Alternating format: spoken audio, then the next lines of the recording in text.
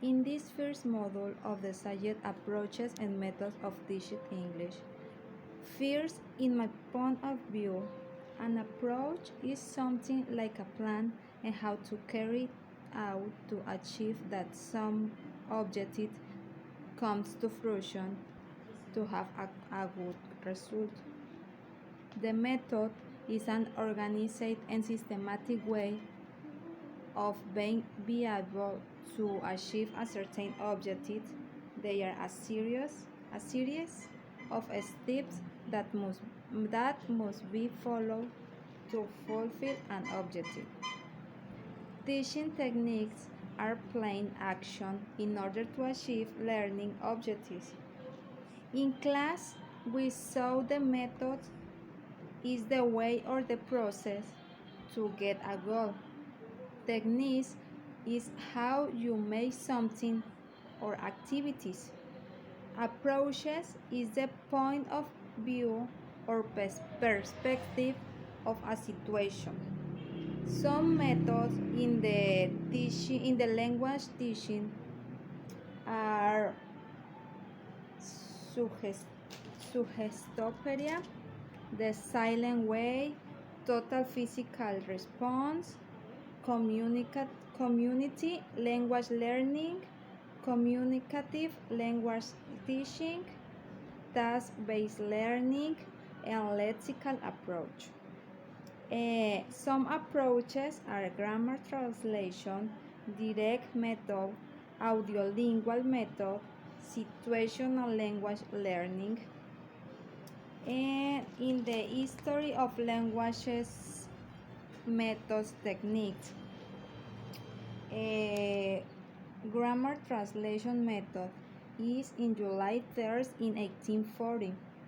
Direct method is in June 12 in 1884.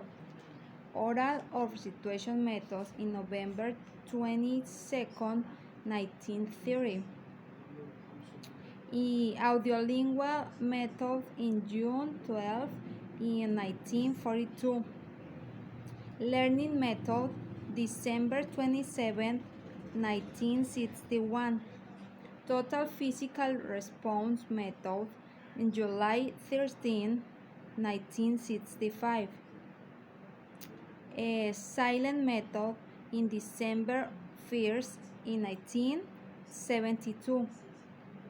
The natural method in March 14 in 1977. Suggestiopedia method in January 1st in 1979. Communicative approach in February 1st in 1980. The task-based approach in May 31st in 1982. Okay, in my opinion, the language teaching has focused on the most creative and attractive approaches. As a teacher, we must inform you of these techniques. As English as a second language teachers, we can select the most effective method for our students.